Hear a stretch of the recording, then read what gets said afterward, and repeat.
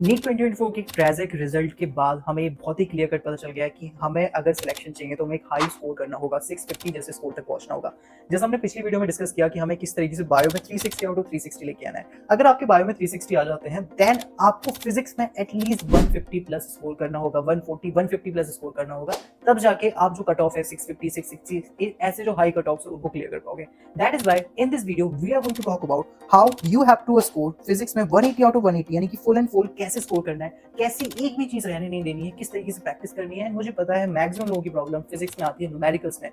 उन्होंने सारे लेक्चर्स देख रखे हैं, आप में से मैक्सिमम लोगों ने लेक्चर्स वगैरह देख रखे हैं, कॉन्सेप्ट्स वगैरह उन्हें आते हैं, उन्हें फॉर्मूला वगैरह ड्राइव वगैरह सब कुछ आता है, लेकिन न्यूमेरिकल्स नहीं बनते। उन्हें समझ ही नहीं आता कि हमें कैसे न्यूमेरिकल्स लगाना है, कैसे क्वेश्चंस का अप्रोच करना है। लेकिन पढ़ते सब है, लेक्चर वगैरह सब देख रहे हैं, लेकिन मॉक टेस्ट में मार्क्स नहीं आ रहे बिकॉज न्यूमेरिकल्स नहीं बन रहे। तो ये जो बेसिक प्रॉब्लम है ना, हम उसी को सॉल्व करेंगे आज। इसको भी सॉल्व करेंगे और हम और भी ज्यादा जो डाउट्स होते हैं फिजिक्स में कि एनसीईआरटी की क्या इंपॉर्टेंस है, कितनी प्रैक्टिस, कितने लेक्चर, ये सब कैसे मैनेज करना है। बिकॉज एट द एंड हमारे पास एक साल है, एक साल में 180 आउट ऑफ 180 के लिए हमें टाइम को भी मैनेज करना होगा। क्योंकि ऐसा तो है नहीं कि हम फिजिक्स की बात करें तो तुम पूरा दिन फिजिक्स ही पढ़ रहोगे, तुम्हें बायो केमिस्ट्री इन सबको भी तो मैनेज करना होगा। तो हम थोड़ा टाइम के रिगार्डिंग भी डिस्कशन करेंगे। So let's get started. So yeah I'm Deepak Sahu, All India Rank 5 in NEET 2021, and my score was 715 out of 720. Today, since we know we are going to talk about the most important subject of the NEET, that is physics.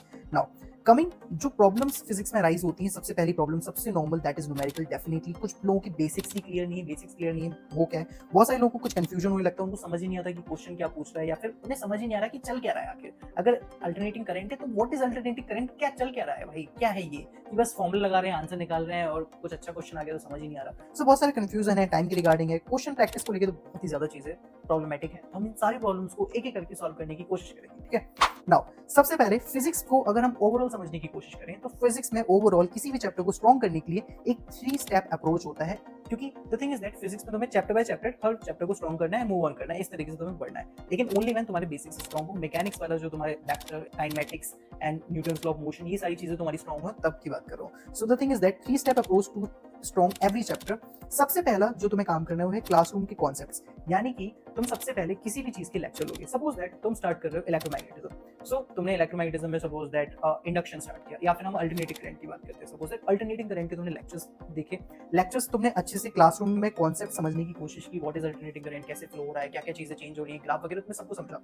सो तुमने पहले classroom concept, then after self visualisation तुम फिर खुद से बैठ के सोचते हो कि ये चीज क्या है, इसकी क्या इंपॉर्टेंस है। तुम खुद से विजुअलाइज करते हो, तुम खुद से इमेजिन करते हो, खुद से समझने की कोशिश करते हो कि आज जो क्लास में पढ़ाया था वो क्या था। क्योंकि अगर तुम खुद से समझने की कोशिश नहीं करोगे, मैं ये करता था, जो भी क्लास में पढ़ाता था मैं आके सोचता था, बैठ के सोचता था कि भाई क्या पढ़ाया आज। अगर मैंने मोशन पढ़ाया तो एक्चुअली क्या हुआ, मोशन कार में फ्रिक्शन कैसे वर्क किया, कैसे। तो जब तुम इमेजिन करोगे क्वेश्चन लगाने से पहले, थ्योरी रीड करने से पहले, जब तुम अपनी इमेजिनेशन का यूज करोगे ना फिजिक्स में, literally believe me guys, you are going to eat. तुम बेस में बाकी लोगों से आगे निकल जाओगे। That is the thing, that is the lack in every student. यही चीज स्टूडेंट्स में लैक कर रही है आजकल, जो मैं देख रहा हूँ। वो विजुअलाइज ही नहीं कर रहे हैं, वो उस चीज को खुद से नहीं समझ रहे हैं। वो लेक्चर देखते हैं, क्वेश्चन लगाने बैठ जाते हैं। सो या सबसे पहला step classroom concept, then self visualisation, understanding. Then second चीज प्रैक्टिस, हम आएंगे कि प्रैक्टिस कैसे करनी है। एंड देन आफ्टर थर्ड चीज जो तुम्हें करनी है वो एनसीईआरटी एंड फिजिक्स का रिवीजन। ये 3 स्टेप है किसी भी चैप्टर को करने के लिए। नाउ एनसीईआरटी फिजिक्स की हम थोड़ी सी बात करेंगे, हम प्रैक्टिस भी बात करेंगे, डोंट वरी। सो अगर मैं एनसीईआरटी फिजिक्स की थोड़ी सी बात करूं, सिंस हमें पता है कि 12th की एनसीईआरटी की इंपॉर्टेंस ज्यादा है एज कंपेयर टू 11, और धीरे धीरे हर साल क्वेश्चंस आते जा रहे हैं, थोड़े थोड़े बढ़ते जा रहे हैं एक्चुअली। सो ये बायो की तरह तुम्हें नहीं पढ़नी, डेफिनेटली तुम फिजिक्स की एनसीईआरटी को बायो की तरह तो नहीं पढ़ोगे। तुम्हें बायो की एनसीईआरटी की तुम रीडिंग कितनी बार करते हो, 8 से 12 बार, 16 बार ऐसी रीडिंग करते हो। लेकिन फिजिक्स की एनसीईआरटी की तुम्हें 1 से 2 बार ही रीडिंग करनी है। कोशिश करो कि जो चैप्टर चल रहा हो उसकी रीडिंग साइड बाय साइड करते रहो, हाईलाइटर के साथ, बिकॉज तुम्हें दूसरा मौका मिले ना मिले वो रीड करने का, तो जो भी तुम्हें इंपॉर्टेंट लग रहा है, कोई इंपॉर्टेंट कॉन्सेप्ट है, कोई डायग्राम है, कोई ग्राफ तुम्हें बहुत अच्छा सा दिख गया कि यार इस ग्राफ पे क्वेश्चन आ सकता है, कोई टेबल है, सो उसको हाईलाइट कर लो, उसको इंपॉर्टेंट मार्क कर लो। तो मार्क करते करते तुम्हें उसे रीड करना है, बिकॉज तुम्हें दूसरा मौका ना मिले। नाउ एनसीईआरटी और बहुत फास्ट रीडिंग करनी है, ज्यादा तुम्हें बस रीड करते चले जाना है, क्योंकि अंडरस्टैंड हो जाता है, इतना टफ नहीं है, ठीक है। नाउ कमिंग कुछ चीजें हैं एनसीईआरटी में जो थोड़ी सी यूनिक है, दैट इज समरी तुम्हें पढ़नी है, एक्सरसाइज के क्वेश्चन ट्राई करने हैं, पॉइंट्स टू बॉन्ड बहुत अच्छे लिखे हुए हैं। अगर तुम 12th की एनसीईआरटी देखोगे उसमें जो लास्ट में पॉइंट्स टू बॉन्ड है, they are very good for the conceptual knowledge, definitely एकदम माइंड ओपन अप करके रख देती है, ठीक है। नाउ इन टेक्स्ट में भी क्वेश्चन है, इन टेक्स्ट के क्वेश्चन बहुत इंपॉर्टेंट है from the board point of view, definitely, क्योंकि इस साल के एंड में तुम्हें बोर्ड्स तो देने ही है। सो इन टेक्स्ट के क्वेश्चन से ही और एक्सरसाइज के क्वेश्चन से ही तुम्हारे बोर्ड्स के क्वेश्चन फ्रेम वगैरह होते हैं मेजरली, और जो डेरिवेशंस हैं वो सारी चीजें हैं, है ना। Now coming to one more thing, exemplar. कुछ लोग बोलेंगे एग्जाम्पलर इज नेसेसरी और not, so I would say कि एग्जाम्पलर एडवांस के लिए होता है, तो मैं बिल्कुल भी एग्जाम्पलर को ट्राई करने की कोई जरूरत नहीं है, ठीक है। ओके, वीडियो में आगे बढ़ने से पहले मैं आपको बता दूं कि फिजिक्स में प्रीवियस ईयर क्वेश्चंस की बहुत ज्यादा इंपॉर्टेंस है, बायो एंड केमिस्ट्री से भी ज्यादा। सो मैंने बहुत सारे प्रीवियस ईयर्स की बुक्स देखी हैं, लेकिन I personally like the Oswal की जो प्रीवियस ईयर बुक्स हैं वो बहुत ज्यादा अच्छी हैं, 37 ईयर्स की। ये फिजिक्स, केमिस्ट्री, बायो तीनों सब्जेक्ट्स में अवेलेबल है। I like this personally because this is fully updated.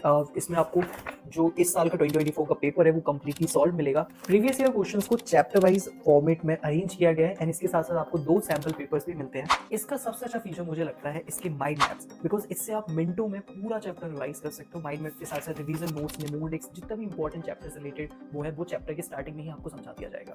इसमें आपको हर चैप्टर का एक ट्रेंड एनालिसिस पता चल जाएगा कि उससे कितने number of questions per year किस टॉपिक से आ रहे हैं। हर क्वेश्चन के डिटेल सॉल्यूशंस यहाँ पे ऑलरेडी गिवन है ताकि आपको इसी से कंप्लीट नॉलेज मिल जाए। So yeah, if you are looking for the previous year books, then Oswaal books का जो 37 इयर्स की PYQ है, these are very good. All the links are in description. Go and check it out. Now, coming to the second step, that was the practice. Now, practice करने के लिए सबसे पहले तुम डिसाइड करो अपना सोर्स। यस, सबसे पहले तो बच्चों का सोर्स ही डिसाइड नहीं है। वो एक चैप्टर AC यहाँ से लगाएंगे, मॉडर्न वहां से लगाएंगे, कभी मॉड्यूल्स पकड़ने लगेंगे, कभी ऑनलाइन से कुछ लगाने लगेंगे, कभी दोस्त की किताब से लगाने लगोगे। तो मैं अपना सोर्स फिक्स करना होगा कि पहले मैं यहाँ से लगाऊंगा, अगर यहाँ से कंप्लीट हो गया तभी मैं सेकंड सोर्स पे स्विच ऑन करूंगा। यही चीज लैग कर जा रही है, यही बहुत बड़ी चीजें लैग नहीं करती। तुम्हें अगर कोई रोक सकता है सक्सेस से या सिलेक्शन से, वो तुम ही हो। तुम ही ऐसी गलतियां करते हो, ऐसी हरकतें करते हो, फिर बोलते हो कि मेरा सिलेक्शन क्यों नहीं हुआ। तो जब बता रहा हूँ तो उसे ध्यान से सुनो कि अपना सोर्स को फिक्स करो, अपना सोर्स फिक्स करो डेफिनेटली, है ना, DPP मॉड्यूल। देन आफ्टर जब पहला सोर्स हो जाए तब जाके कोई दूसरा सोर्स बुक्स या फिर ऑनलाइन वगैरह ट्राई करो, है ना। ऐसे नहीं कि एक चैप्टर यहाँ से दूसरा चैप्टर वहां से, नहीं।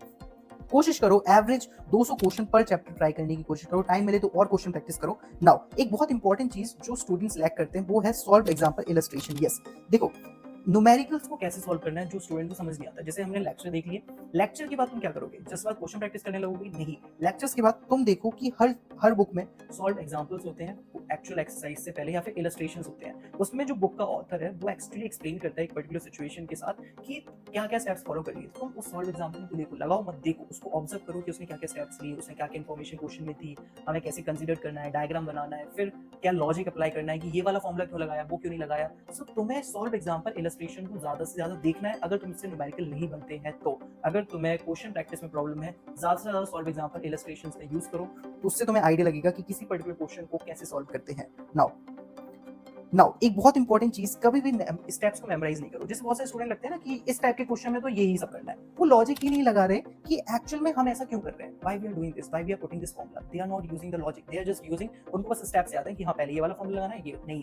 तुम्हें क्वेश्चंस को रीड करना अच्छे से, क्या दिया है, क्या पूछा है, इन दोनों चीजों को समझना है। देखो दो चीजें होती है क्वेश्चन में, कुछ चीजें तुमसे दी रहती हैं, कुछ चीजें तुमसे पूछी रहती हैं। सो वही बात है, तुम्हें समझना होगा कि जो दिया हुआ है उससे जो पूछा गया है, what is given and what is asked के बीच का कनेक्शन ही तो तुम्हें ढूंढना है, यही तो क्वेश्चन सॉल्विंग स्किल है।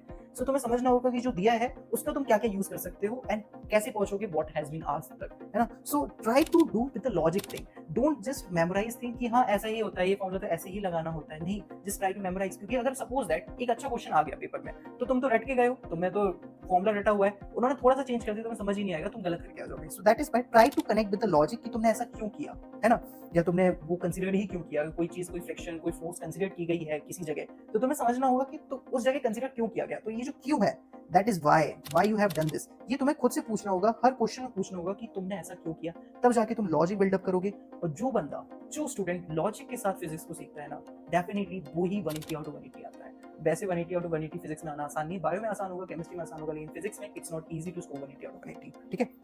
एंड डेफिनेटली मैंने कहा कि तुम्हें फिजिक्स में एक एक्स्ट्रा एफर्ट लगाना होगा। टाइमिंग को अगर हम डिस्कस करें तो देखो, सुबह तुम करोगे अपनी बायोलॉजी, ठीक है, सुबह जो तुम्हें बायो की रीडिंग है, बायो की प्रैक्टिस वो तुम सुबह करोगे। जो लेक्चर देखना होता है या फिर जो क्वेश्चन प्रैक्टिस का पार्ट होता है जो फिजिक्स में होता है बेसिकली, तो फिजिक्स का जो क्वेश्चन प्रैक्टिस का पार्ट होता है वो तुम करोगे आफ्टरनून में। यस, आफ्टरनून में बहुत नींद आती है, लेकिन कोशिश करो कि आफ्टरनून में खुद की एक्यूरेसी, एफिशिएंसी हाई करने की कोशिश करो। जैसे मैंने कहा है, नीट का पेपर भी आफ्टरनून में होता है। दैट इज व्हाई अपनी टाइमिंग करो कि तुम आफ्टरनून में क्वेश्चन प्रैक्टिस लगाओ और 3 से 4 घंटे तुम सिर्फ क्वेश्चन प्रैक्टिस को दो फिजिक्स की। यस, तुम्हें फिजिक्स में इतना रगड़ना होगा, इतना घिसना होगा, इतना एक्स्ट्रा एफर्ट डालना होगा, तब जाके फिजिक्स स्ट्रांग होती है। अगर तुम सोच रहे हो कि हल्का सा एफर्ट डालोगे और तुम एक्सपेक्ट करोगे कि फिजिक्स में रिजल्ट आ जाए, फिजिक्स में थोड़ा अच्छा स्कोर आ जाए, नहीं होता। फिजिक्स में एक एक्स्ट्रा अप्रोच जाके, एक ज्यादा ही धक्का लगा के तब जाके वो ब्लॉक मूव करता है। वही है कि किसी भी ब्लॉक को मूव करने के लिए जो तुम्हारा फोर्स है, तुम्हारे द्वारा जो लगाया हुआ फोर्स है, वो फ्रिक्शन से ज्यादा होना चाहिए, तब जाके तो वो ब्लॉक मूव करेगा। तो वही है, तुम्हें फिजिक्स में अच्छा स्कोर करना है तो जो फ्रिक्शन है उससे तुम्हें ज्यादा फोर्स लगाना पड़ेगा। सो या अप्लाई मोर फोर्स, यानी कि अप्लाई मोर एफर्ट्स, ठीक है। Now now coming with numericals, अगर तुम्हें न्यूमेरिकल्स में प्रॉब्लम है तो सबसे पहला तुम्हें क्या करना है, सॉल्व एग्जांपल्स को देखना है, इलस्ट्रेशंस को देखना है, जैसे मैंने तुम्हें कहा। एक और तरीका है कि तुम्हारे बेसिक्स ही क्लियर नहीं, इसलिए तुम्हें न्यूमेरिकल्स में प्रॉब्लम आती है, या इसलिए तो इस पर्टिकुलर सिचुएशन में तुम डायरेक्ट कॉन्सेप्ट्स पे जाओ, यानी कि लेक्चर्स को दोबारा से देखो, टीचर को चेंज करो, या फिर तुम्हें उससे समझ नहीं आ रहा तुम कहीं और से लेक्चर निकाल के देखो। सो वही बात है कि या तो तुम न्यूमेरिकल्स नहीं बन रहे तो सॉल्व एग्जांपल्स या इलस्ट्रेशंस का सहारा लो, फिर भी न्यूमेरिकल नहीं बन रहे, इसका मतलब तुम्हारे बेसिक्स या लेक्चर्स या कॉन्सेप्ट्स में ही कोई प्रॉब्लम है। सो तुम उसको रिफ्रेश करो, दोबारा से देखो, ठीक है।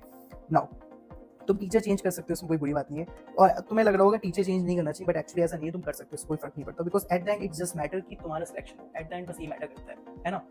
नाउ नाउ एक चीज है जो मैं तुम्हें बताना चाहता हूँ, it's never done with any chapter. Physics का हर चैप्टर इतना डिटेल जा सकता है कि तुम उसे कभी कंप्लीट नहीं कर सकते, बस एक सफिशिएंट लेवल तक कंप्लीट करो, उसके बाद परेशान मत हो, क्योंकि हर चैप्टर में एक एडवांस लेवल होता है जो तुम्हें अप्रोच करने की जरूरत नहीं है, वो कभी आ जाए तो परेशान मत होना, मैं यही कहना चाहता हूँ। नाउ अगर हम फिजिक्स में रिवीजन मेथड की बात करें तो मैं थ्योरी के द्वारा रिवीजन कभी भी प्रेफर नहीं करता। ऐसा नहीं है फिजिक्स में तुम्हें रोटेशनल मोशन रिवाइज करना है तो तुम रोटेशनल मोशन के नोट्स ऐसे बिल्टा रहे हो, हाँ क्या था, नहीं नहीं, this is not the correct way. Correct way is a question based approach. तुम्हें क्वेश्चन लगाना है, तो सबसे पहले किसी भी चैप्टर को रिवाइज करना है, सपोज दैट हम बात करते हैं मॉडर्न, अगर मुझे मॉडर्न फिजिक्स के किसी भी चैप्टर को रिवाइज करना है तो सबसे पहले मैं उसका एक चैप्टर वाइज टेस्ट निकालूंगा, अपना एक टेस्ट दूंगा, उसके बाद मैं प्रीवियस ईयर क्वेश्चंस को समझूंगा, यानी कि उसके चैप्टर्स के प्रीवियस ईयर क्वेश्चंस ट्राई करूंगा, बिकॉज फिजिक्स में प्रीवियस ईयर की बहुत इंपॉर्टेंस है। उसके बाद जाके मैं थ्योरी पे आऊंगा, अगर मुझे कोई चीज समझ नहीं आती तब जाके मैं थ्योरी पे आऊंगा।